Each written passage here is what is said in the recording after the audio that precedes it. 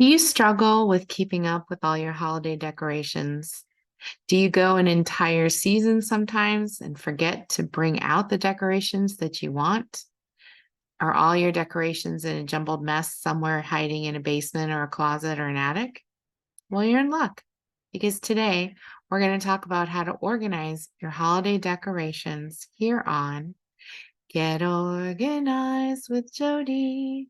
Hi, I'm Jodi Granock, a certified professional organizer with over 15 years in the field. And the holiday season is a great time. It's filled with fun and festivity. But if you have a lot of decorations that never make it into your home, that's not so much festive as it is bah humbug. So let's talk about how to organize your holiday decorations so that you can put them out each season and really enjoy the holiday season. And the first thing that you want to do is find your decorations. So gather everything up and take it out.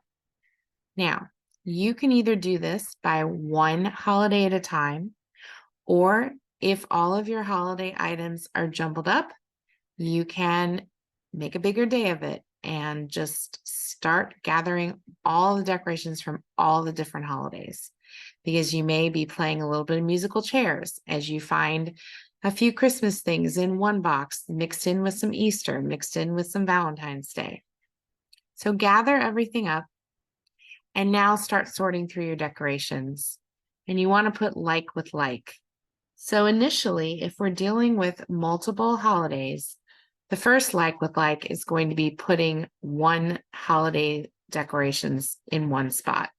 So get all your New Year's decorations over in one spot, get your Easter ones in another spot, get your Halloween ones in another spot.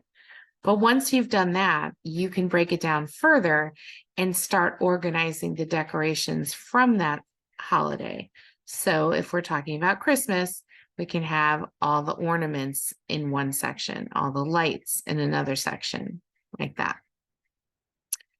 Of course, this is a great opportunity to pitch the bad stuff. So if you have things that are faded or torn, they're not working anymore, they're broken, maybe they are too babyish, maybe they're not babyish enough, whatever you're going through with your family to make it the most appropriate. And list what's needed to complete a collection. So if you find as you're sorting through these items that you're missing something key, go ahead and jot it down so that you can go shopping potentially and get everything squared up before the holiday occurs. So let's talk about storage options. Some people like to use paper boxes, but I am a fan of plastic totes. Plastic totes are good for many reasons. They're going to protect your belongings from the elements better. You don't have to worry about if your basement gets damp or takes on water.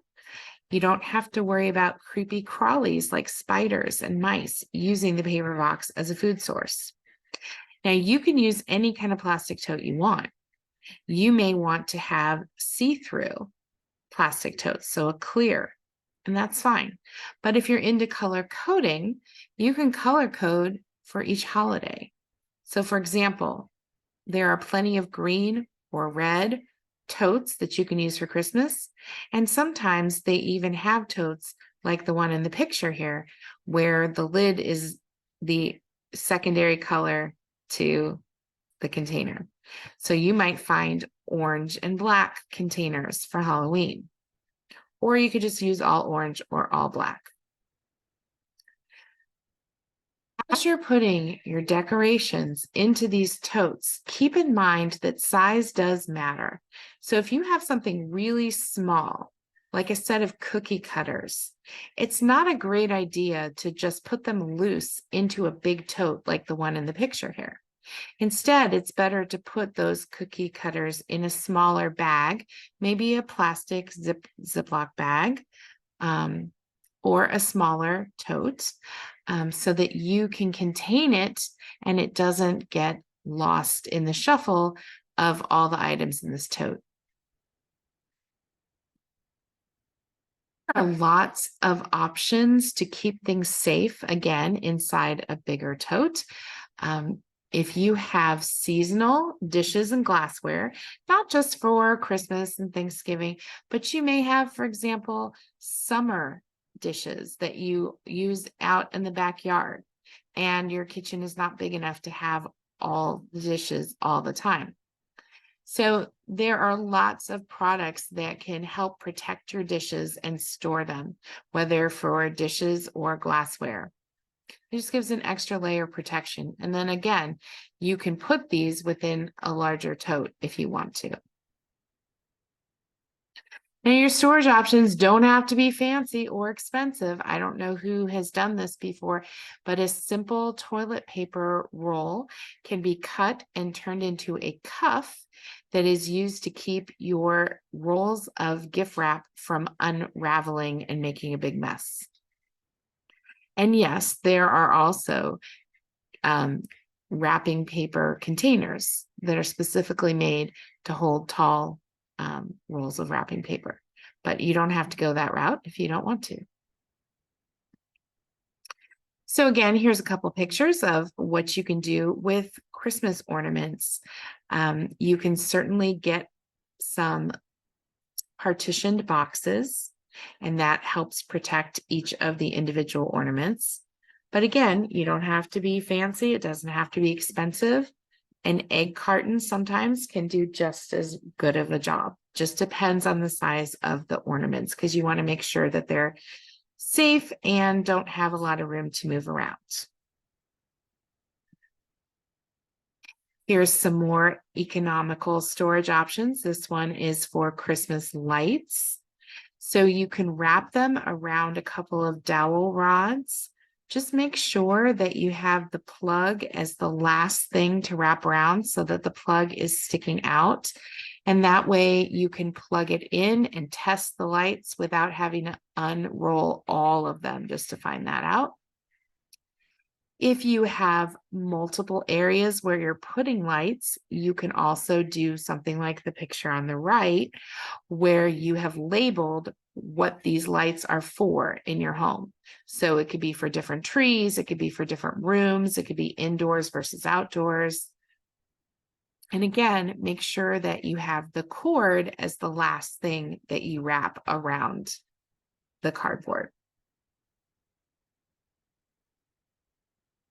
So even something like a wreath could be in a storage tote, but you might want to give it an extra layer of protection by putting it in a zipper bag, because you don't want other things to knock off some of the pine needles or branches.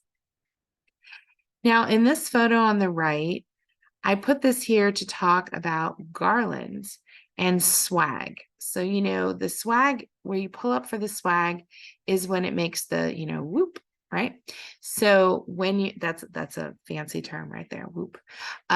So what you can do is, as you're putting this garland away after you've used it for the season, you can take some twist ties like you use for plastic bags, and you could twist around the part that you pull up for the swag.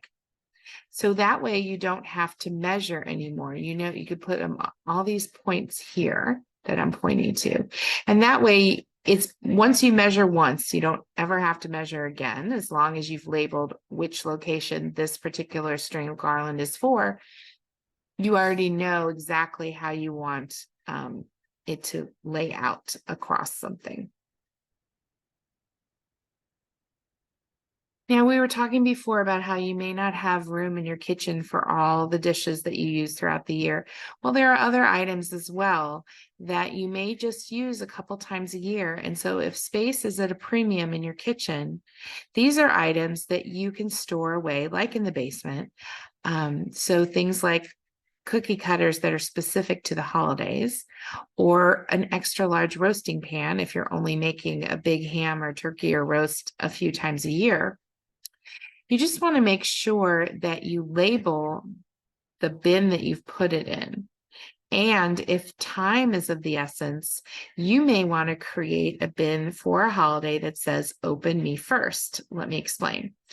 Let's say you like to make tins of cookies to give as gifts. And so you're going to do a lot of cookie baking during the holiday season, but you probably need to get started on that even before you start finding all the other decorations and items that you want to put out in your home. So if you have multiple containers of your Christmas decorations, the one that has the cookie cutters in it, you could say, open me first. And that way you don't have to go rummaging through all of your bins in order to find the things that you need in a timely manner. And of course, the best way to keep up with your holiday decorations or decor, I was saying both words at the same time, is right after the holiday, go through as you're packing everything up and just do a quality check.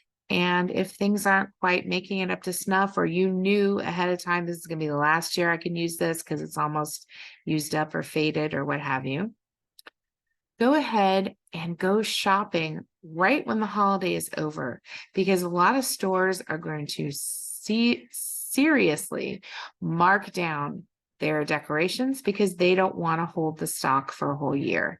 So you can find some very deep discounts and you can replenish your supplies and then pack them away so that next season you are ready to go.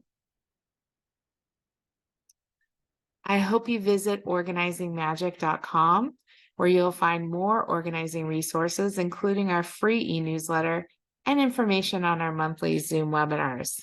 And remember that new videos drop every Friday. So be in the know and click like and subscribe before you go, so you never miss a single video. I'll see you next time.